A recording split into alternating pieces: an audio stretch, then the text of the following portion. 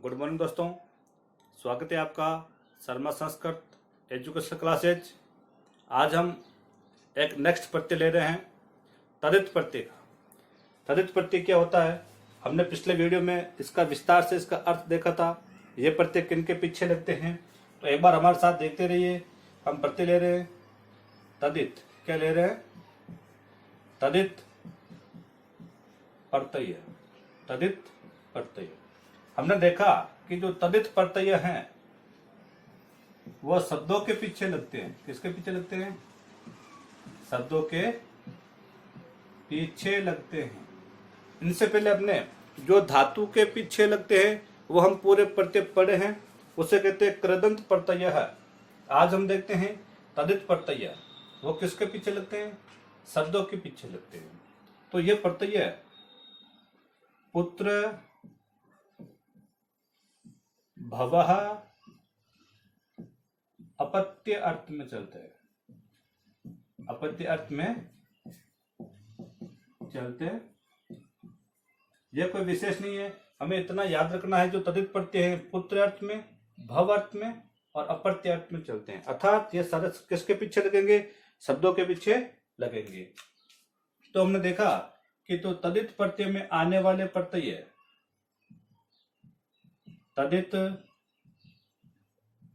प्रत्यय में आने वाले प्रत्यय है। नंबर 1 हमने देखा था मतुप प्रत्यय। क्या आता है? मतुप प्रत्यय। दूसरा हम देखेंगे तल प्रत्यय और तीसरा देखेंगे तव प्रत्यय और चौथा हम देखेंगे तरप और तमप। ये 5 प्रत्यय ही किसमें आते हैं? तदित प्रत्यय के अंदर आते हैं। तो आज हम नंबर 1 ले रहे हैं मतुप प्रत्यय है। मतुप प्रत्यय तो एक बार देखिए, वेरी इंपॉर्टेंट है। वो अधिकतर हर बार रीट के अंदर या फर्स्ट ग्रेड के अंदर देखा जाए तो इसका क्वेश्चन बनता है। अधिकांश स्टूडेंटों को पता नहीं है कि ये किस प्रकार की है। मैं आपको ऐसे बता रहा हूं, आपको एक बार पढ़ने पर ही पूरा समझ में आ जाएगा। तो हम लेते हैं नंबर 1 प्रत्यय कौन सा है?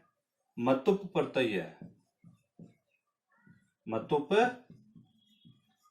प्रत्यय है। देखो, मतुप प्रत्यय का यदि शेष देखा जाए, इसका भी लोप हो जाता है, इसका भी लोप हो जाता है। जैसे देखा जाए तो मतुप प्रत्यय का शेष क्या रहता है? मत। क्या रहता है? मत और मति। इस तीनों लिंगों में चलते हैं, मत रहता है। क्या रहता है? मत रहता है। अब देखते हैं नंबर 1 इसके नियम क्या होते हैं। नियम कि मतुप प्रत्यय का शेष मत रहता है। ठीक है, और हम इनके प्रयोग करेंगे। जैसे दूसरा नियम देखें कि मतुप प्रत्यय तीनों लिंगों में चलते हैं। तीनों लिंगों में चलते। तीनों लिंगों का मतलब पुल्लिंग में भी चलेंगे, स्त्रीलिंग में भी चलेंगे और नपुंसकलिंग, तीनों में ही चलेंगे। यदि हम तीनों को प्रयोग करें तो इसका शेष यहां पर लगाएंगे वान। क्या लगाएंगे? या मान। क्या लगे? मत। यहां पर लगेंगे मत, मति और मान। मान, मति और मत। इस प्रकार तीनों प्रत्ययों का प्रयोग होगा। जैसे हम कोई भी शब्द देखते हैं, रूपवान, रूपवती, रूपवत, श्रीमान, श्रीमती, श्रीमत, ये प्रत्यय तीनों लिंगों में चलते हैं। अब जो इम्पोर्टेंट एक लाइन लिख रहा हूं उस पर ज्यादा फोकस करें, क्योंकि वहां से हर बार क्वेश्चन आते हैं। मैं यहाँ पे मोस्ट भी लिख देता हूं कि जिन शब्दों की जिस शब्द के उपधा में मैं, ए और आ हैं, उपदा उपदा का मतलब हमने देखा कि सेकेंड लास्ट वर्ण, सेकेंड लास्ट वर्ण। जैसे मैं मान लो लिखूं रूप, अब देखो सेकेंड लास्ट में यहाँ पे क्या आ रहा है, ऊ आ रहा है। जैसे मैं लिखूं राम, क्या लिखा राम, तो सेकेंड लास्ट में क्या आ रहा है, आ की मात्रा आ रही है, उसे क्या कहते हैं, उपधा। समझ रहे हो। अब देखते हैं हमारे साथ, चलो कि जिस शब्द के उपधा में मैं, ए और आ हैं, वहां पर मैं का वह हो जाता है, वहां पर मैं का वह हो जाता है। इतना ही याद रखना, यहाँ से 100% क्वेश्चन बनते हैं। तो बने रहिए हमारे साथ, उदाहरणों के माध्यम से पूरा का पूरा देखेंगे। ये हमारे महत्व प्रत्यय होगा कि जो महत्व प्रत्यय हैं, एक तो शब्दों के पीछे लगेंगे, इसके अर्थ में देखें कि पुत्र, भव और अपत्य अर्थ में चलते हैं। आगे देखें कि महत्व प्रत्यय में आने वाले प्रत्यय कौन कौन से हैं, महत्व, तल, तव, तरप और तम प्रत्यय। उसी प्रकार नंबर 1 महत्व प्रत्यय के हमने विशेषता या अर्थ देखे, तो महत्व प्रत्यय का शेष क्या रहता है, मत रहता है। महत्व प्रत्यय का शेष मत रहता है। महत्व प्रत्यय तीनों लिंगों में चलते हैं, अर्थात पुल्लिंग में भी चलेंगे, स्त्रीलिंग में भी चलेंगे और नपुंसकलिंग में भी चलेंगे। पुल्लिंग में चलेंगे तो हम क्या करेंगे, मान लगाएंगे शब्दों के पीछे, और स्त्रीलिंग में मते लगाएंगे और नपुंसकलिंग में मत लगाएंगे। यदि किसी शब्द के अब उपधा में या तो माँ है या आ है, तो वहां पर मैं नहीं कर कर क्या करेंगे, वह करेंगे। वेरी वेरी इंपॉर्टेंट है दोस्तों, विशेष ध्यान रखें। हम देखते हैं उदाहरण, यहां लिखते हैं हम उदाहरण। मैं 10 या 12 उदाहरणों के माध्यम से आपको पूरा समझा देता हूं। यहां मैं लिखूं उदाहरणों के माध्यम से नंबर 1 शब्द, यहां लिखूं मैं प्रत्यय, यहां लिखेंगे रूप।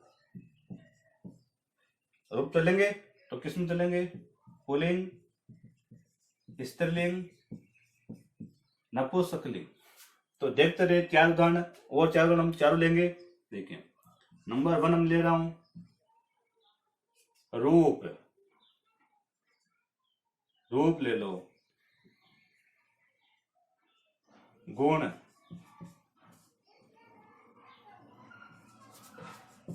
धन, लक्ष्मी। अब देखते हैं कि शब्द के अंत में क्या आ रहा है, अ आ रहा है। तो ए आ रहा है तो मैं के स्थान पे क्या करेंगे, वह करेंगे। तो यहाँ पे मैं के स्थान पे क्या करेंगे, वह करेंगे, तो क्या बन गया, वान। तो मैं यहाँ पे जैसे मतु प्रत्यय करता हूं, यहाँ पे क्या करेंगे, रूप। अब देखो ए आने के कारण मैं के स्थान पे क्या करेंगे, वान करेंगे। तो इसका शब्द बन गया रूपवान। स्त्रीलिंग में क्या करेंगे, वती, रूपवती, रूपवत। उसी प्रकार जैसे शब्द है गुण, क्या है, गुण। गुण में देखा जाए या मतु प्रत्यय, मतु प्रत्यय करेंगे तो इसका बन जाएगा गुणवान, गुणवती, गुणवत। विशेष मेरे दोस्तों ध्यान रखेंगे, ये सारे क्या हैं, शब्द हैं, धातु नहीं है। इसी प्रकार क्वेश्चन पूछ सकते हैं, रूपवान या गुणवान इत्यादि शब्द में प्रत्यय हैं।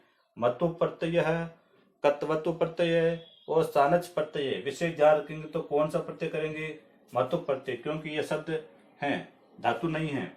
आगे लिखा है धन प्लस मतु प्रत्यय, तो धन वाले ए आ रहा है अंत में, तो यहाँ पे क्या करेंगे, धनवान, धनवती, धनवत। ये हो गए। अब देखो यहां से क्वेश्चन बनते हैं लक्ष्मी। ये कहता है यदि ए और आ है तो मैं कव्य होता है, लेकिन यहाँ पे तो क्या आ रहा है, ई आ रहा है। तो लेकिन बताया कि उपदा के अंदर क्या आ रहा है, मैं आ रहा है। उपदा का हमने देखा कि सेकंड लास्ट वर्ण, उपदा क्या है, मैं होने के कारण मैं के स्थान पे क्या करेंगे, वे करेंगे। तो मतु प्रत्यय हम करेंगे तो इसका क्या बन जाएगा, लक्ष्मीवान, लक्ष्मीवती, लक्ष्मीवत। यहाँ पे ई है, फिर भी हम वान कर रहे हैं, इसलिए इसे थोड़ा ध्यान रखेंगे। उपधाव के अंदर क्या आना चाहिए, वह। जैसे मान लो मैं और भी जैसे 2 या 4 उदाहरणों के माध्यम से आपको और समझा देता हूं कि ये तो हो गई किसके, वान, वते और वन। जैसे एक और उदाहरण हम ले रहे हैं कि ज्ञान, क्या ले रहे हैं, ज्ञान प्लस मतु। अब देखो अंत में क्या आ रहा है, तो मतु के स्थान पर, मैं के स्थान पर भी क्या करेंगे, वह करेंगे, तो क्या बन जाएगा, ज्ञानवान, ज्ञानवती, ज्ञानवत। और हम अब देखते हैं कि कहीं कहीं पर मैं का मैं रहता, इसका प्रयोग मान, मति और मत, इसका प्रयोग कहां पर होता है, तो देखते रहिए। आगे उदाहरण ले रहे हैं वान, मान का, कि मान, मति और मत, इनका प्रयोग कहां पे होगा। जैसे मैं शब्द लिखूं, यहां पे लिखूं प्रत्यय रूप, किसमें, पुल्लिंग में, स्त्रीलिंग में और नपुंसकलिंग में। जैसे नंबर 1 शब्द ले रहे हैं, हमने देखा कि उदाहरणों के माध्यम से अ और आ यह नहीं होने चाहिए। जैसे मैं ले रहा हूं नंबर 1 श्री, गो, बुद्धि, तीनों में मतु प्रत्यय करेंगे, मतु, मतु, मतु। अब देखा कि मतु प्रत्यय का शेष क्या रहता है, मत रहता है। अब मत रहता है तो हमने पिछले उदाहरणों में क्या लगाया था, वान लगाया था। अब हम क्या लगाएंगे, मान लगाएंगे, क्योंकि देखो शब्द के अंत में क्या आ रहा है, ई है, ओ है, ई है, तो हम क्या लगाएंगे, मान का प्रयोग करेंगे। तो मैं यहाँ पे लिखूंगा तो क्या लिखूंगा, श्रीमान स्त्रीलिंग में, श्रीमती नपुंसकलिंग में, श्रीमत। आगे लिखा है गो प्लस मतु, तो क्या बन जाएगा, गोमान, गोमती, गोमत। आगे लिखा है बुद्धि प्लस मतु, तो क्या बन जाएगा, बुद्धिमान, बुद्धिमती, बुद्धिमत। ये उसके उदाहरण हो गए, मान, मति और मत। आगे हम देखें कि इसी प्रत्यय में एक अपवाद शब्द बताए गए थे। अपवाद वो क्या कहता है कि यदि वर्णवाचक शब्द हैं, शब्दों के साथ यदि मतु प्रत्यय हो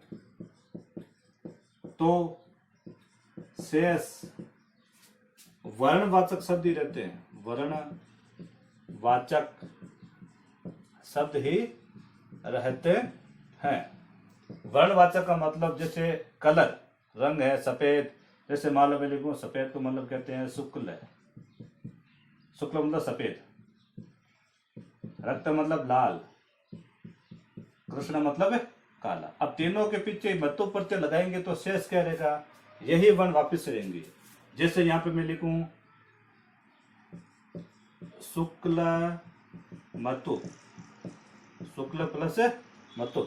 अब वहां पे मान मत्य नहीं लगाएंगे, क्योंकि बताएगा कि वर्णवाचक जो शब्द, वर्णवाचक शब्दों में मतु प्रत्यय करने पर यह शेष रहता है, तो इसका क्या बन जाएगा, शुक्ल कृष्ण मतु,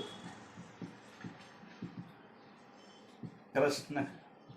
इस प्रकार ये हमारा एक तदित प्रत्यय का मतु प्रत्यय समाप्त हो रहा है। आगे हम चारों प्रत्यय शॉर्ट लाइन में, एक लाइन में चारों प्रत्यय पढ़ेंगे। ओके, धन्यवाद। अब आप इसके आराम से स्क्रीनशॉट भी ले सकते हैं।